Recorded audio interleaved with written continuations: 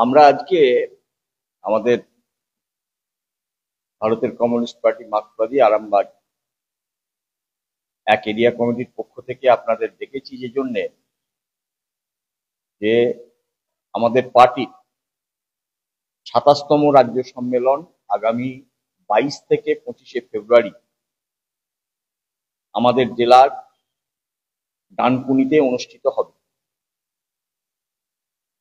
এই সময়কালে আমাদের দুই প্রয়াত নেতা কমরেড সীতারাম ইয়েচুরি এবং কমরেড বুদ্ধ ভট্টাচার্যের নামে সম্মেলন স্থলের নামকরণ করা হয়েছে। ২২ থেকে ২৪শে ফেব্রুয়ারি পর্যন্ত আমাদের পার্টির যে চিরাচরিত নিয়ম আছে সেটা হচ্ছে প্রতিনিধি সম্মেলন অনুষ্ঠিত হবে। এই সম্মেলন হবে ডানকুনি কোল কমপ্লেক্সের অভ্যন্তরে, কোল কমপ্লেক্সের যে অডিটোরিয়াম আছে সেই অডিটোরিয়ামে আমাদের সম্মেলন অনুষ্ঠিত হবে।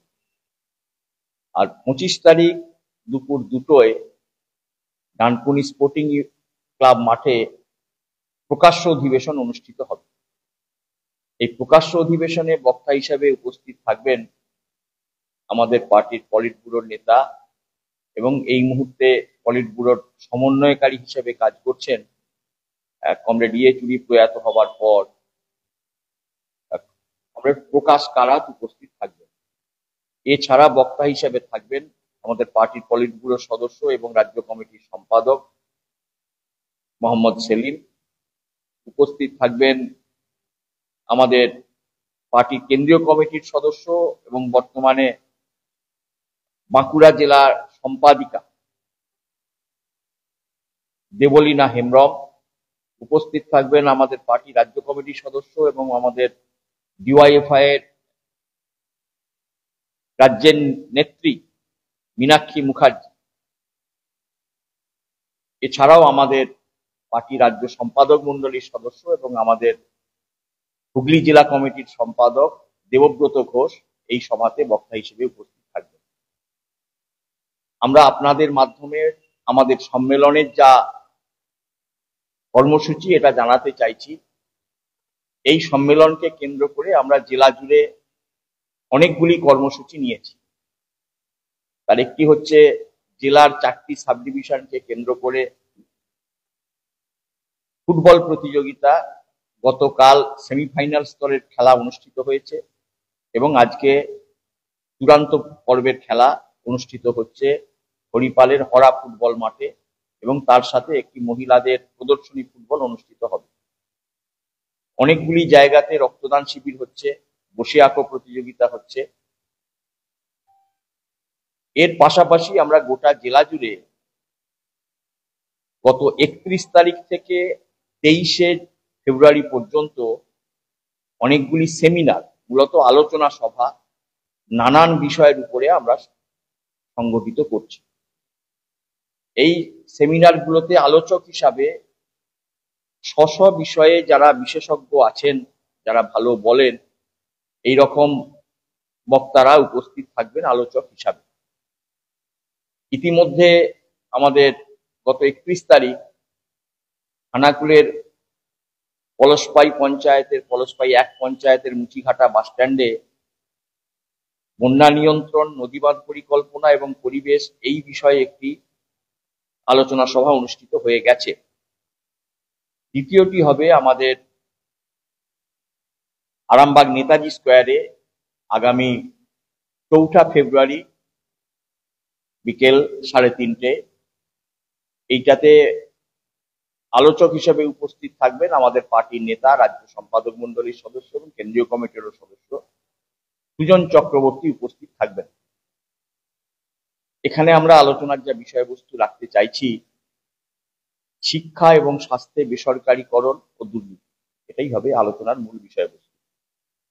পরবর্তীকালে কৃষি বিষয়ক একটি আলোচনা সভা অনুষ্ঠিত হবে গোঘাটের কঙ্কালী কোল্ড স্টোরের, এটা ইনডোর হবে। বক্তা হিসেবে থাকবেন সূর্যকান্ত মিশ্র। ওই আলোচনাটিতে কৃষি বিষয়ক কিছু আলোচনা থাকবেন, এই সময়কালে কৃষির সংকট যেভাবে বাড়ছে এই বিষয়ে। এইরকম নানান বিষয় নিয়ে আমরা গোটা জেলা জুড়ে 22টা আলোচনা সভা অনুষ্ঠিত করব এবং শেষ হবে ডানকুনিতে 23 তারিখে। শেষ আলোচনাটা হবে 23শে ফেব্রুয়ারি ডানকুনিতে আমাদের সম্মেলনের মধ্য দিনে, দ্বিতীয় দিনে। এই হচ্ছে আমাদের যা কর্মসূচি আছে, এইটা আপনাদের কাছে আমরা রাখলাম এবং আগামী 4 তারিখের এই কর্মসূচিকে আপনারা কিছুটা আরামবাগের মানুষের কাছে প্রচারের আলোকে নিয়ে আসবেন, এই আবেদনও আপনাদের কাছে আমরা রাখছি।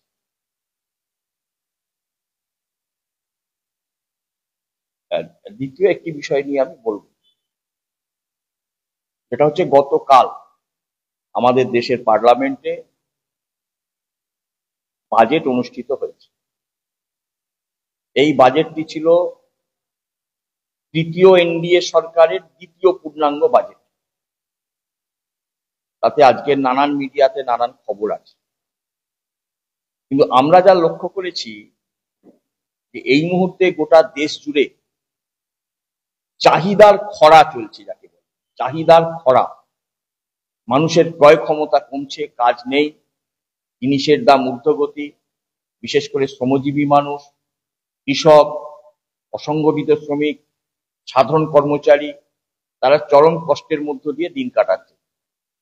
বাজেটের মধ্যে আমরা যা প্রত্যাশা করেছিলাম, চাহিদার ঘাটতি মানেই তার প্রভাব গিয়ে পড়ে শিল্প ক্ষেত্রে এবং গোটা দেশের যা জিডিপি, যা প্রত্যাশা করেছিল সরকার হবে যে 6.5 থেকে 7-এর মধ্যে থাকবে, সেটা 6.4-এরও নিচে চলে গেছে, 6% কাছাকাছি থাকবে। এটাই যা সমীক্ষার প্রকাশ হয়েছে, সেটাই বেরিয়ে এসেছে। ফলে দেশের অর্থনীতি একটা গভীর সংকটের কিনারায় দাঁড়িয়ে আছে। গতকালের বাজেটে এই জায়গা থেকে দেশের অর্থনীতিকে ঘুরে দাঁড় করানোর কোনো দিশা বাজেটের মধ্যে নেই। মূলত একটি কর্মসূচিকে ফোকাস করে বাজেট পেশ করতে চেয়েছেন, সেটা হচ্ছে মধ্যবিত্ত কর্মচারীদের জন্য ট্যাক্স ছাড়, যাতে কিছুটা মধ্যবিত্ত, কিছুটা উচ্চ মধ্যবিত্তরা উপকৃত হবেন। বাকি দেশের এই যে আপামর জনসাধারণ, তাদের জন্য কিছু নেই।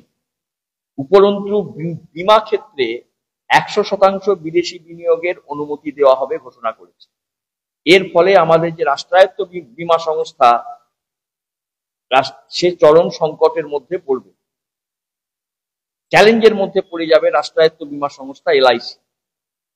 ফলে এই যে পরিস্থিতি, যে গোটা দেশ একটা গভীর সংকটের দিকে যাচ্ছে, এই মুহূর্তে দেশের চরম সমস্যা হচ্ছে বেকারত্ব, কর্মসংস্থানের কোনো দিশা বাজেটে নেই।